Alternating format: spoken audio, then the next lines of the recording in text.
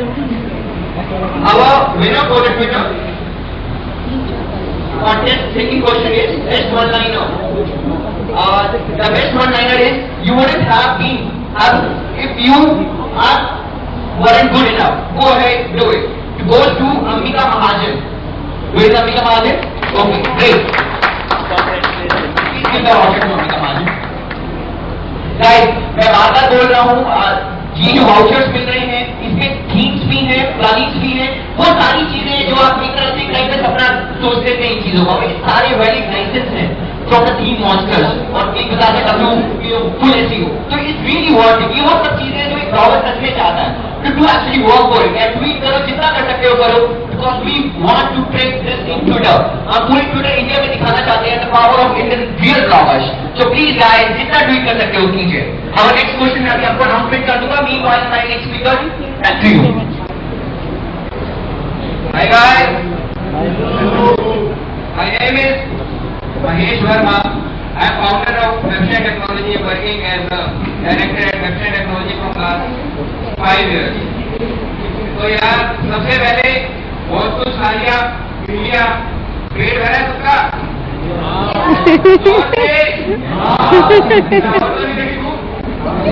चलो मजा आ रहा है। सबसे पहले कांग्रेचुलेशन दे रहा हूँ सभी को। कभी बहुत अच्छा इवेंट ऑर्गेनाइज किया यार। लग रहा है कि ये ब्लॉगिंग मीट हो रही है, कोई प्रमोशन नहीं हो रही है।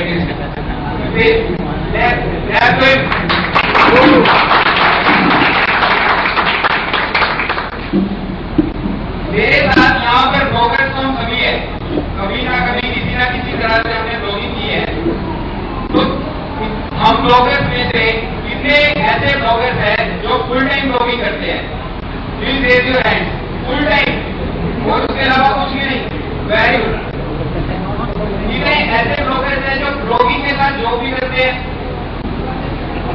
बहुत बढ़िया, बहुत बढ़िया।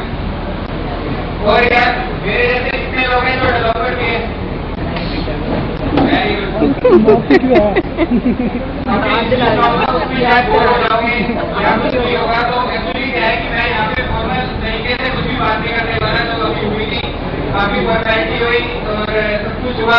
यहाँ पे कुछ फन भी होना चाहिए और कुछ लोगों को अपनी हिस्ट्री के बारे में भी बताना चाहिए। तो वो मैं आप लोगों के शेयर करूंगा। 2009 में बीटेक कंप्लीट की। बीटेक कंप्लीट करने के बाद ही मैंने बहुत खासकर हमारे जॉब मिले जो तो आज के टाइम में आप लोगों को पता है मिलना कितना मुश्किल है और कोई भी कंपनी 10-15 हज़ार से ज्यादा की कोई जॉब नहीं देती है। मेरे पास एक्सपीरियंस तो ये था कि मुझे नॉलेज थी। आज मैं .NET प्रोग्रामर, तो .NET प्रोग्रामिंग के जरिए मैं कुछ एक प्रोडक्ट्स बनाता था। उन प्रोडक्ट्स से कभी अपने प्रोडक्ट्स को प्रमोट करता था तो कुछ गुजारा हो जाता था। घर वालों से पैसे लेने की जरूरत नहीं पड़ती थी कभी भी। 2009 में फिर भी यार इतना गुजारा नहीं होता था कि मैं अपने घर वालों को भी कुछ खिला सकूं। तो 2010 के अंदर 2010 जुलाई में नोएडा में जॉब की। स्टार्टिंग सैलरी कितनी होगी पता है? कितनी थी? 5,000। 5,000 सैलरी थी। 5,000। 6 महीने दिन रात जॉब की, दबा के जॉब की। और कुछ 6 महीनों में मुझे ये पता लगा कि यार ये जॉब तो अपने बच्ची है नहीं भाई। यहाँ पे तो लेनी करके रखते हैं। प्रॉपर वर्ड यूज किया है। जो हमारे होती है ना। Okay okay, very good. उसके बाद क्या किया? मुझे एक ऐसा इंसान मिला जिसको मैं अपना पार्टनर भी कह सकता हूँ या मेरा हस्बैंड भी कह सकता हूँ। राहुल कश्यप ने मेरा बहुत साथ दिया। राहुल कश्यप के लिए जोरदार तालियां। राहुल देख तो नहीं बाकी उसके साथ नो डाउट यार फैमिली और वाइफ ने तो साथ दिया ही दिया। उसके अलावा ये था गाइड फैमिली और तो उसके बाद क्या हुआ? हमने काम करना शुरू किया। काम कैसे करना शुरू किया? देख राहुल अपना 2010 में जब मैं जॉब छोड़ के आया तो मैं 2000 रुपये भी नहीं कमाता था और उस वक्त घर वालों से पैसे लेके गुजारा करना पड़ता था और गालियाँ सुननी पड़ती थी। गालियाँ सुननी, कानों में से इधर से सुनी उधर से निकालती। उसके बाद 2010 में हमें मेरे पास एक कंप्यूटर हो गया। उसने एक छोटी सी कंपनी बनाएंगे घर के छोटे से कमरे में मैं और राहुल वहाँ पे हम ब्लॉगिंग करते थे। ब्लॉगिंग सॉरी मैं कुछ मजाक भी करूँगा तो बुरा मत मानना, आप सब लोग ब्लॉगर थे। हमारी नजरों में ब्लॉगिंग क्या होती थी? हमारी नजरों में ब्लॉगिंग क्या होती थी? ये बताइए किसी को ये क्या होता है? कॉपी पेस्ट कितने लोग करते हैं एक बार? ये बहुत बढ़िया। तो यार ये उस टाइम हम करते थे और कॉपी पेस्ट के साथ हमें पता ही नहीं था कि हम और क्या करें। सोशल मीडिया के थ्रू कभी हम सोचते थे कि सोशल मीडिया के थ्रू प्रमोशन की जाए तो यूट्यूब पे वीडियो बनाई, किसी कॉपी की और डाल दी, और कोई वीडियो बनाई कॉपी की और डाल दी, किसी साइट से बनाया डाल दिया। हम बेसिकली ब्लॉग बनाते थे मूवीज के, तो उन मूवीज के ब्लॉग में हमें क्या चाहिए होता था? मूवीज की डिस्क्रिप्शन चाहिए होती थी और उसकी कुछ स्टोरी चाहिए होती थी और उसकी वीडियो चाहिए होती थी। हम सब कुछ IMDb से उठाया, कुछ निशान से देर में आया तो उठाया, नहीं तो तेरा सारा ब्लॉग कॉपी हो जाता। एक साल 2 साल तक ये चला। उसके बाद कोई अर्निंग नहीं होती थी इतनी ज्यादा। उसके साथ साथ मैं क्या करता था? उसके साथ साथ साइड मैं भागता था, दौड़ता था, मार्केटिंग करता था कि हम पैसे बनाते हैं। दिन में 5 घंटे मार्केटिंग करता था, बाइक पे, पैदल, किसी बिजनेसमैन से। और सब लोग कभी कोई पॉजिटिव रिस्पॉन्स देता भी था, कभी नहीं भी देता था। तो जिस दिन कोई पॉजिटिव रिस्पॉन्स नहीं आता था तो यार हैरेसमेंट भी होती थी, दिक्कत भी होती थी। तो और उसके अंदर हमने इतनी गुजारा करने के लिए हमने इतना कर दिया कि हम अपना एक छोटा सा ऑफिस किराए पे लिया हमने। उस किराए के ऑफिस के अंदर हमारा किराया होता था 8,000 रुपये सिर्फ, और 8,000 की किराए के अंदर मैं था, राहुल था और एक हमें ऐसा ये लगा लो कि फ्रेशर को हमें उसमें इन्वाइट कर लिया और उस फ्रेशर को ऐसा ट्रेनिंग हम बोलते थे। उस टाइम तक हमें कुछ भी नहीं आता था, 2010 की बात बता रहा हूँ। तो उस टाइम पर इतनी हालत बुरी होती थी कि 8,000 रुपये निकालने के लिए मैं भगवान से ये प्रार्थना करता था कि हे भगवान, ये 8,000 प्लस जो भी ये सैलरी अगर देनी पड़ती है तो वो देने के लिए मुझे इतना ज्यादा कि मुझे एलिजिबल बनाओ कि मैं दे पाऊँ। उसके साथ अब मूवीज के ब्लॉग के साथ बनाते थे, मूवीज पर काम करते थे। तो एक दिन आगे आया यार ये तो मूवी की वेबसाइट पे जो एड्स लगाते हैं लोग, क्या हम कुछ ऐसा भी कर सकते हैं कभी कि हम भी अपनी एड्स को भी बना सकते हैं? या किसी पर्सन से या हम किसी ऐसी वेबसाइट से कॉन्टैक्ट कर सकते हैं कि हम आपको ऐड देते हैं अपनी, आप हमारे एड पर विजिटर भेजें। तो एफिलिएट मार्केटिंग के बारे में थोड़ा सा एक आइडिया आया। एफिलिएट मार्केटिंग को कौन जानता है यहाँ पे? सभी लोग जानते हैं ना। एफिलिएट मार्केटिंग के अंदर 2 चीजें बहुत जरूरी होती है भाई। 2 चीजें क्या जरूरी होती है? सबसे पहले तो पब्लिशर और दूसरे नंबर पे एडवर्टाइजर। पब्लिशर बोलता है जिसकी वेबसाइट पर आप ऐड लगाएंगे, एडवर्टाइजर बोलता है जो आपको ऐड देगा। पर पब्लिशर अगर होगा और एडवर्टाइजर नहीं होगा तो भी नहीं चलेगा, एडवर्टाइजर होगा और पब्लिशर नहीं होगा तो भी नहीं चलेगा।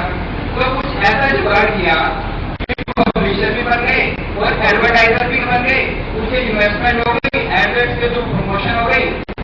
और शाइन एड हमने एक पोर्टल बनाया, उसमें हमने एंटरटेनमेंट वेबसाइट को टारगेट किया। आप लोगों में से कोई मुझे ये बता सकता है कि आज के टाइम में कौन से विषय पर सबसे ज्यादा अर्निंग हो सकती है, किस वेबसाइट पर सबसे ज्यादा अर्निंग हो सकती है? एनीवन? कोई बता सकता है? एंटरटेनमेंट। यस यस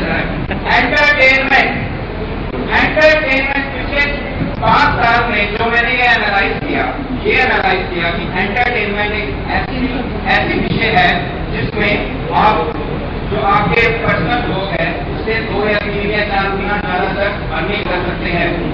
वो कैसे मैं बताता हूँ। सपोज अगर आपकी कोई भी एक टेक्नोलॉजी की वेबसाइट है, आप उस पर लगाएंगे एडसेंस या आप उस पर लगाएंगे क्लिक एड या पॉपअप एड। एडसेंस कभी भी मतलब अगर 1000 विजिटर्स पर डे आते हैं तो अराउंड 3 से 4 या 5 डॉलर हो जाते हैं, ठीक है, या 10 डॉलर भी हो जाएंगे 1000 विजिटर पर। उसमें डिपेंड करता है उसने क्लिक किया नहीं किया क्या है। अब एंटरटेनमेंट में क्या होता है, एंटरटेनमेंट वेबसाइट पे बहुत नाव का बटन लगा दो। सपोज मूवी की वेबसाइट है, उस वेबसाइट में आप वॉइस नाव का बटन लगा दो, ट्रैफिक उस पर क्लिक करेगा ही करेगा, ठीक है। इससे क्या हुआ, सीटीआर बढ़ेगी, सीटीआर बढ़ने से आपकी अर्निंग भी बढ़ेगी और कैसे भी बढ़ेगी। अगर आपने सपोज सबसे बेस्ट जो आज के टाइम में मेरे हिसाब से एडवर्टाइजर है वो पे पर स्क्रॉल है। अगर आपकी एंटरटेनमेंट वेबसाइट है तो आप पे पर स्क्रॉल यूज कर सकते हैं। पे पर स्क्रॉल में आपको $2 या $3 पर स्क्रॉल तक मिल सकते हैं। बकायदा आप एडसेंस यूज कर रहे हैं, डिजिटल यूज कर रहे हैं, पॉपअप एड यूज कर रहे हैं। पॉपअप एड तो सबसे बेकार होती है, क्यों? क्योंकि वो एसईओ के लिए भी बेकार होती है, उससे आपकी साइट की रैंकिंग भी गिरती है और यूजर को बहुत ज्यादा परेशान भी करती है। तो ये इस तरह से हमने शाइनेट को बनाया और यहाँ तक पहुंचे कि हम हमारे शाइनेट से तकरीबन 2 लाख विजिटर्स पर डे हमारे वेबसाइट पर आ रहे हैं, हमारी एड पर आ रहे हैं। अब जो मेरा मेन टॉपिक है, मेरा मेन टॉपिक ये है कि आप लोग ब्लॉगर्स हैं, क्या आप लोग अपना प्रोडक्ट बना सकते हैं या आप लोग क्या बिजनेसमैन भी बन सकते हैं? आप में से कौन चाहेगा बिजनेसमैन बनना? Please raise your hand. Sorry, very good, बहुत है बहुत। बिजनेसमैन कैसे बनेंगे, ब्लॉगर से बिजनेसमैन कैसे बनेंगे, उसके कुछ आइडिया मैं आपके साथ शेयर करूंगा। अगर आपको कुछ भी थोड़ी सी भी डेवलपमेंट के बारे में नॉलेज है ना, किसी भी टाइप की डेवलपमेंट, अगर आपको PHP आती है, आपको .NET आती है या आपको HTML आती है, आती है, एक छोटा सा प्रोडक्ट जरूर बनाओ यार, क्योंकि प्रोडक्ट आप लोगों की नया बात बढ़ा सकता है। अगर कोई भी प्रोडक्ट होगा उससे आपकी जो अर्निंग ब्लॉगिंग से होती है ना, उससे 10 गुना अर्निंग प्रोडक्ट से होगी। अगर आप उतने एफर्ट उस प्रोडक्ट को प्रमोट करने के लिए लगाएंगे जितने एफर्ट आप अपनी ब्लॉगिंग पर लगाते हैं, तो that time you can earn work from now. Okay, तो एसईओ, अब आप में से कुछ लोग सर्च इंजन ऑप्टिमाइजेशन की फील्ड से हैं, please raise your hand. SEO कौन करते हैं? बहुत बढ़िया यार, एसईओ वालों को तो यार प्रणाम है मेरा। एसईओ वाले मेरे हिसाब से ना, एसईओ वालों की सबसे टफ जॉब होती है। क्यों? क्योंकि वो जो ऊपर बैठा है ना, वो गूगल देगा, वो उसको सुबह उठो, प्रणाम करो और धूप बत्ती लगाओ और मंत्र पढ़ के अच्छे मंत्र पढ़ो, वो खुश हो जाएगा तो बहुत बढ़िया रहेगा यार, ठीक है। और ठीक है, व्हाइट हैट एसईओ करो, ब्लैक हैट एसईओ करो। आजकल ब्लैक हैट एसईओ का भी जमाना चल रहा है वो, ठीक है। ब्लैक हैट एसईओ में लोग इतना मारे कि व्हाइट हैट एसईओ वालों को पीछे छोड़ रहे हैं। और ब्लॉगर्स, कितने ऐसे ब्लॉगर्स हैं मेरे साथ यहाँ पर जिनकी अर्निंग $100 भी आज तक नहीं हुई। आज तक किसी ने $100 तक भी नहीं कमाई, टोटल अर्निंग। प्लीज बी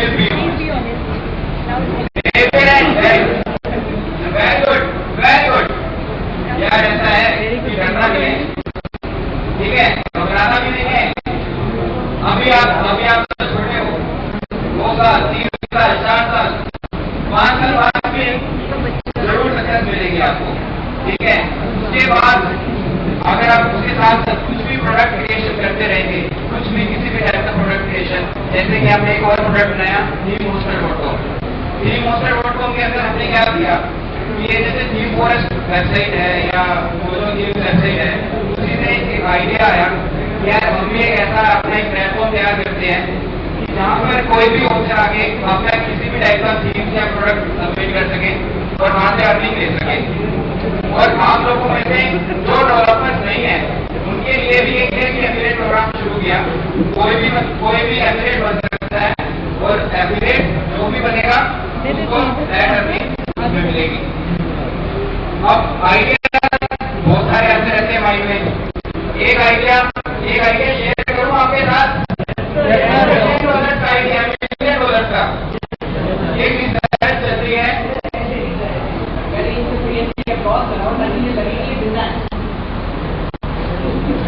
ठीक है, 1 मिनट पहले हाथ खड़ा करो अपना। Please right hand only. अब मुझे देखेंगे, सभी मुझे देखेंगे, मुझे। अब अपना हाथ धीरे धीरे नीचे लेके आओ लेके आओ और ये अपना नाक पकड़ लो। नाक जो है कंसंट्रेशन नहीं है ना, वही तो नहीं बात बोले हुए। ठीक है भाई, कंसंट्रेशन भी होनी चाहिए। हमारी बातें भी दूर है और उसके साथ साथ कोई इश्यू नहीं है। एक आइडिया शेयर करना चाहता हूँ आप लोगों के साथ। आपके साथ भी वो आइडिया शेयर होगा। ऑफिस केयर का नाम किसने सुना है मेरे यहाँ पर? कोई एक खड़ा होकर बता सकता है ऑफिस की क्या करती है? किसको पता है ऑफिस केयर क्या करती है?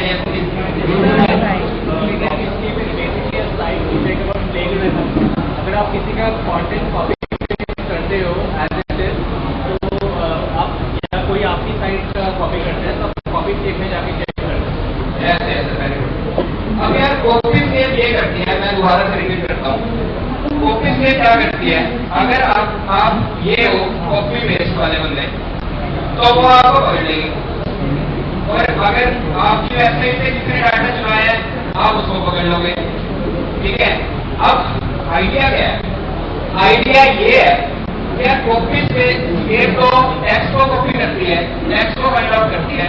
क्या कुछ सीएसएस केप भी बन सकती है? जो सीएसएस केप क्या होती है?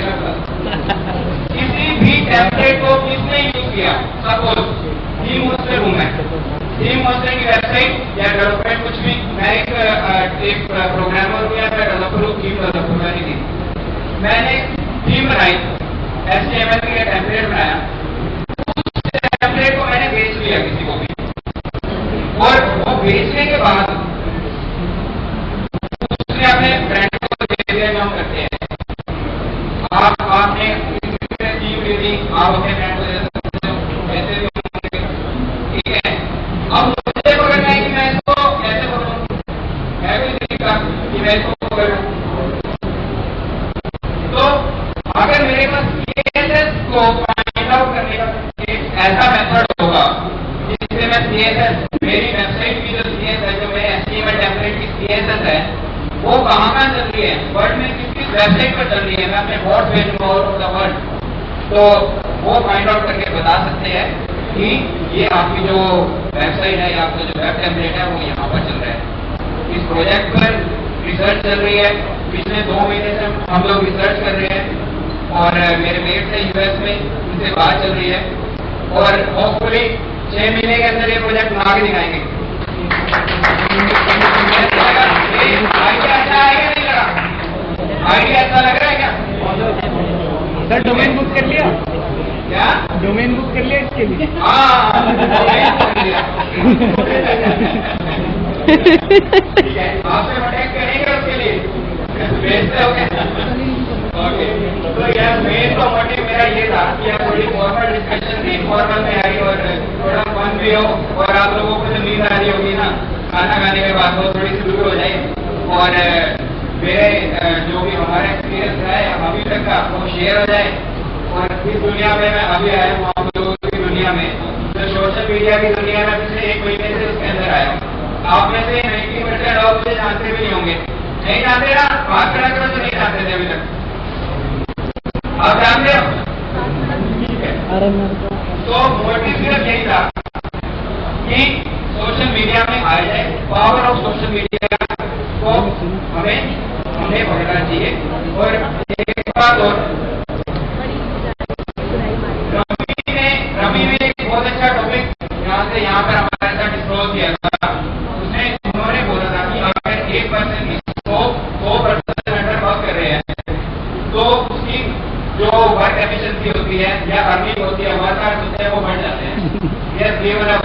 Example of multi level marketing.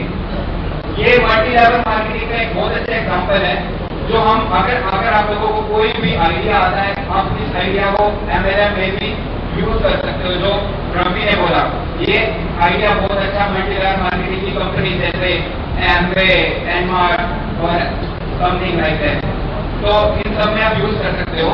और विपुल जी ने बहुत अच्छा एक एफिलिएट के बारे में हमें बोला, और मैं उन्हें भी थैंक करूंगा। और हर्ष थैंकफुल टू यू, और जो अभी तक दीपा ने भी बोला, मैं उनको थैंक्स करूंगा कि आप लोगों ने यहाँ पे आके ब्लॉगर्स को बहुत कुछ समझाया, बहुत कुछ सिखाया। तो ओके, खत्म होती है। आप लोगों को अब मजा आया?